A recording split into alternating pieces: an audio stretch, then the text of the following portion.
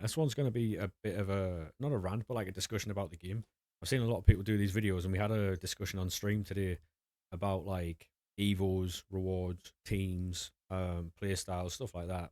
And one of the things that stood out was that no one really agreed with what was the issue of the game. Like everyone had a different opinion, everyone had a different like point of view and stuff. But for the evos, for the most part, I think they're the best and the worst thing in this game. We've just got some packs playing out in the background here. This is what we opened a couple of days ago. Um, Evos are the best and worst thing that's happened to the game. You look at the FUT birthday promo, for instance. A lot of the cards that are coming out now, between like now and team of the season, won't really matter, purely because everyone built the ideal cards either during the year through all the different Evos that they've managed to chain, or FUT birthday cards which you could just build as and when you pleased, and you still can because you can get them from all these like campaign mix packs and stuff. Um, they're a lot of fun to build. Evos are by far the most fun cards on the game. The problem is though, is when a lot of people just go after the simple meta ones like Theo Hernandez, Mickey Van der Ven, the Evo and Claudia Pina, the Evo and Joe Linton. You know the really what like the ones you verse every single week in champs. When you load up, you know 6 to 8 of those players that you're going to play against almost every single game in a 4-4-1-1 and a 4-5-1 or just a 4-4-2. You know, that just it feels like, and for all the flaws in this game, and there are quite a lot of issues that I think a fair few people are encountering are issues that we could like stomp out as a community, like playing meta formations, doing broken mechanics, like broken evos, that type of stuff takes all the fun out of the game for everybody. And I understand why people do it because obviously they want to win, all that type of stuff. I get it, but at the same time, like if no one did it, then it'd be a lot more fun, you know. Also, I think in this game rewards are terrible. I think you get rewarded far more for doing the live events, gauntlets, stuff like that. You get excellent evos, you get good packs. What you get out of them packs, obviously, again that goes into pack weight as well. That's been terrible this season. Well, this game. I think a lot of like the rewards need redoing because rivals isn't worth your time. Like champs is barely worth your time. And I think going into rewards, I think what has to happen in regards to like champs and rivals, if you're at the higher tier, like elite, um, division one, division two, especially in elite, and like 15 wins, 14 wins, I think there has to be like a minimum that you're guaranteed out of those rewards. Obviously, that changes during the course of the game, but I think there has to be a minimum on them, and I think there has to be a max rating on rewards up until a certain point, like say up to like 8 or 9 wins. There has to be a cap on the max rating you can get out of those packs. So like for now, the max rating for 8 or 9 wins has to be at the most 91. I don't think you should be able to get the top end cards from 9 wins. I know people would say like it halts the progression of like people's teams, but then there's no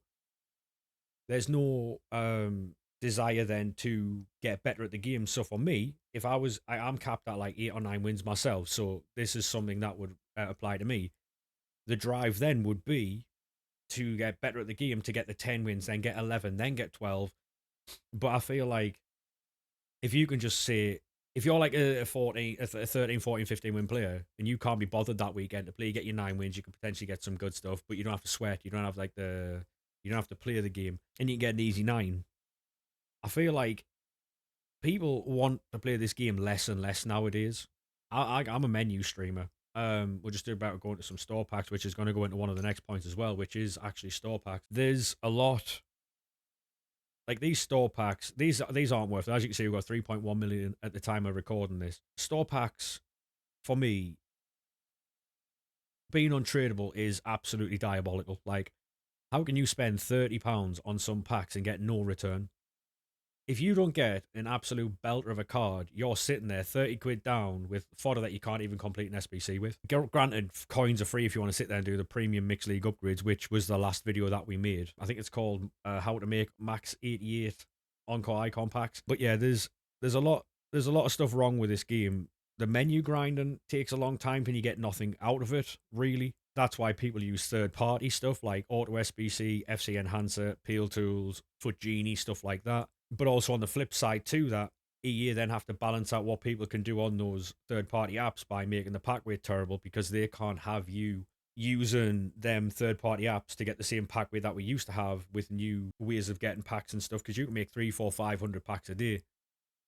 And with the old pack weight, that's you would pack every card in the game, and then there's no point in So I feel like us as a community, and me included, we ask for a lot, but I don't think we understand. Like in some instances, yes, the game's got flaws, but in some instances where like some of the stuff that you have to then take into consideration, like I say, third party apps to do packs, they can't give us whatever because we'll just be able to spam them all day. I don't know. It's just I think the game's in a bit of a situation now where there's a lot of people who are leaving the game, a lot of people who are playing it less, a lot of people who are uploading it less. There's a lot of people now who are talking about removing playstyles, and I think that's been a conversation for a while. But I feel like they don't have to remove playstyles, but they've got to match playstyles to stats.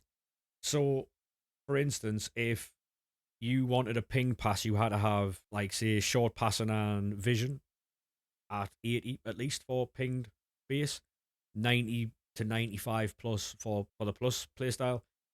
Same with like interceptions, got to be defensive awareness and intercept.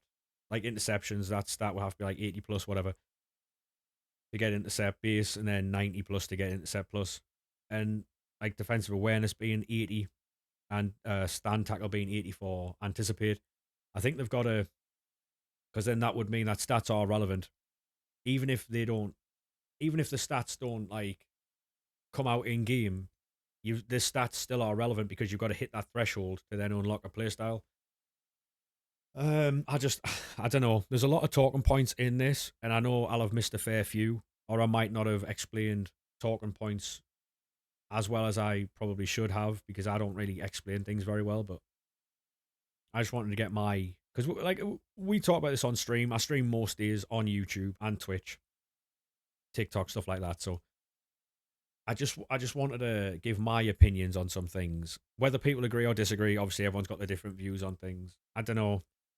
I think it's in a weird spot. I know a lot of people will come back for team of the season. Then we've got the World Cup stuff.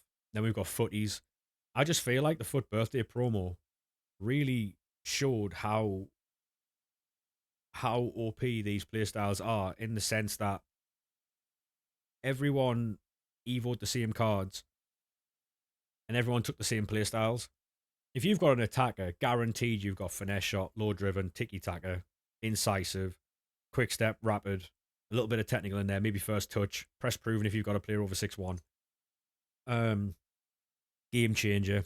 Like that's what a lot of people attackers are gonna look like, right? And I just feel like this game's more like repetitive. And I understand why it's repetitive. Like people want to win this. Like people want to win. Not very many people play for fun anymore. We're gonna open a store pack here, I think. But yeah, I don't know. I feel like as well though, the community do have to take a little bit of like the blame, not for everything, but for like 10, 20, 30% of it, because the way they play the game, the evils they do, how toxic the community is, like I just feel like we could do a lot better as a community, I'll be honest. And I don't think that's been spoken about enough. Because it seems like at the minute everything's being blamed on EA, and I don't think that is particularly fair. But it is what it is. It is what it is. This game by no means is perfect, by the way. It is flawed heavily. Anyway, I'll catch you in the next one, boys. Make sure you drop a like and a subscription to the channel. Bye bye now.